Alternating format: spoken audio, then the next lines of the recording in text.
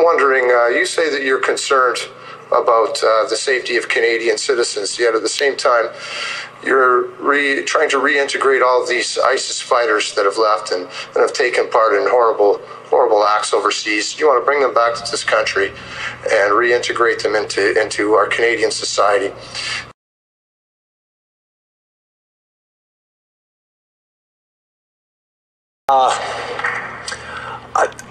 Full disclosure, I did spend part of a year as a bouncer. Happy 2018, everyone! Why do you think it's okay to give $10.5 million to a person that killed a soldier? Okay.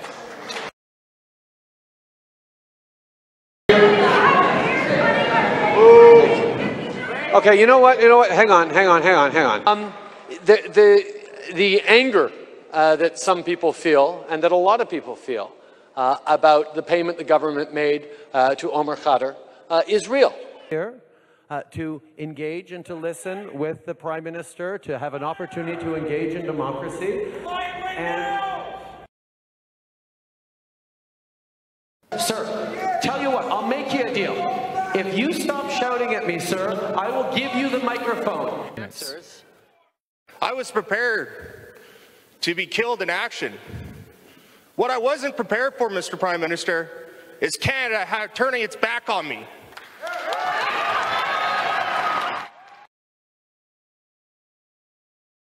I just want to know how your stance on ISIS is going to help Canadians in any way.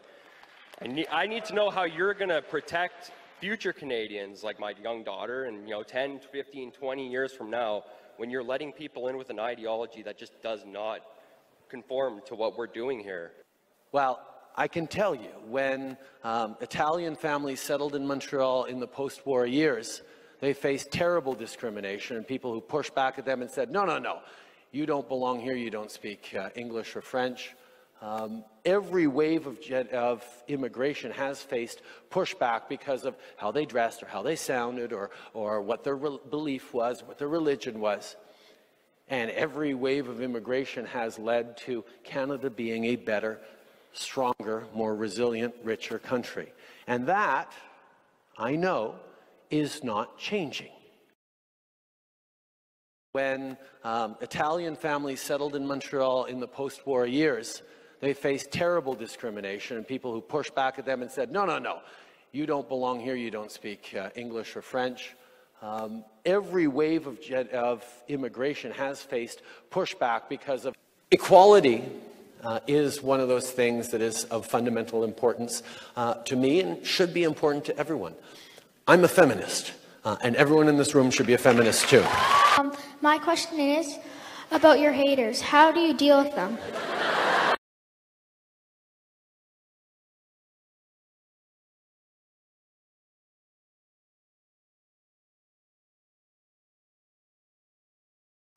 So if someone has decided that they don't like me or they don't like certain policies, I will allow them. I will actually more than allow them. It's up to me to allow them or not.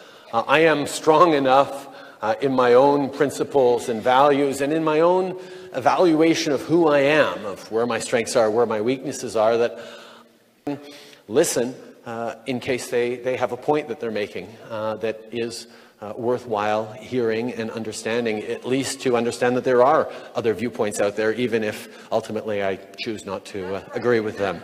Sorry, ma'am, yes, that's, sorry, ma'am, yes, ma'am, okay, yes, ma'am, okay, ma'am, I'm going to ask you to respect the people in this room, ma'am. We're in a dialogue right here. Okay, ma'am, I'll let you, ma'am, I'm going to let you. I am a man. I am a suffragette. Do you know that this year is the 100th anniversary of women voting federally here? And what are you doing? You're bringing ISIS that had women. Okay, no, please. Ma'am, this is not the spirit of dialogue. I was making my way around and I might have actually asked you to ask a question, but you don't seem to be listening to the spirit of dialogue. Yes, ma'am. Are you finished, ma'am? Thank you. I'm going to go back to this young man here because he was asking me a question. No, ma'am. Really? Because you know what? What's that, ma'am? This whole staged event, you brought it in, it's in the rain, people can't get it. You're all university students. Why don't you go to a town hall where the regular folk can come and see you, Trudeau? Okay, no, please, please. You know what? This is about... critical discussion. Okay, do you have one quick question? What's your one question? I just asked you. Yes. How do I feel about critical discussion? ISIS. Okay. Okay. Yeah. You know what, ma'am? You know what? You are taking time away from the people who have questions, who are willing to listen, and you are not. You've made yourself heard. Let's give this ma'am a round of applause, please, for her passion for her country, her willingness to stand up. Thank you very much for being here. Thank you for sharing. I'm going to take another question from over here now. How about you, sir, right in the middle with the glasses? Yes. I'll just make it difficult for the people bringing over mics. How's that? Yes, thank you, Mr. Trudeau. Stay, ma'am. You're more than welcome to stay. Please let her stay if she wants to stay and listen. Would you like to, well, maybe someone else will answer the question when I call on them, because that's what we're doing politely and respectfully here, and I just asked the young man to do it. So please go have a seat, and you can stay and listen. Please stay and listen. Who knows, you might learn something from dialogue. Please have a seat. Please have a seat.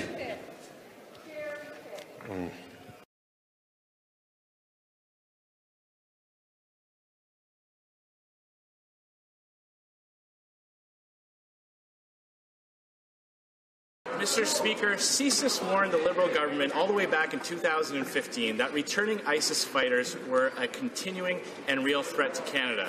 They warned that Canadian citizens were recruited by ISIS, quote, not because they needed more foot soldiers, but because they want to teach the Westerners to take the struggle into every neighborhood and subway back home.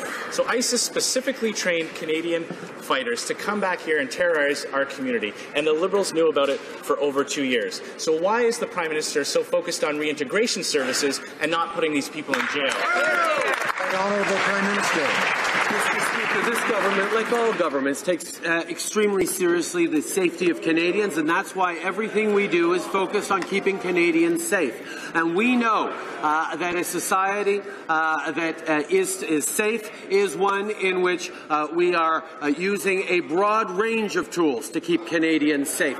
Yes, we have enforcement, surveillance, and national security tools that we use to a significant degree, but we also have methods of de-emphasizing or de-programming people who want to harm our society, and that's the things we have to move. The Honourable Leader of the Opposition. Order. Mr. Speaker, it's this Prime Minister that's de-emphasizing Canadian security, and Canadians are tired of it.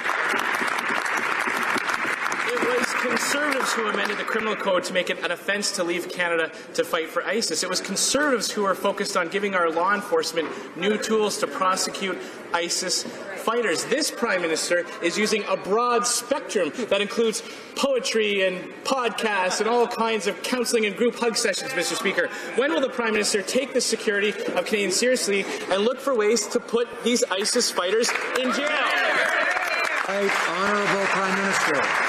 Mr. Speaker, the Conservative Party learned nothing from the last election and the lessons Canadians taught them.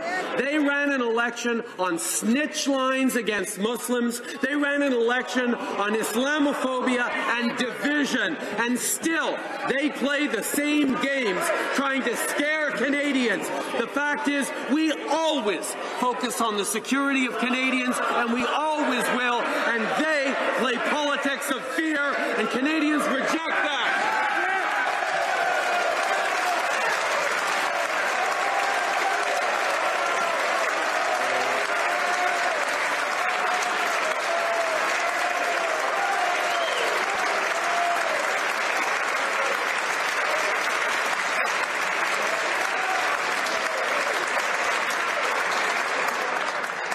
Wednesday come early. The Honourable Leader of the Opposition. Order. Order. Mr. Speaker, nobody voted in the last election to elect a government that would be so focused on the rights of ISIS terrorists, people who watch soldiers burn alive in cages. When people like that come home, they don't need to spend time writing haikus, they need to spend time in jail. When will the Prime Minister take that seriously?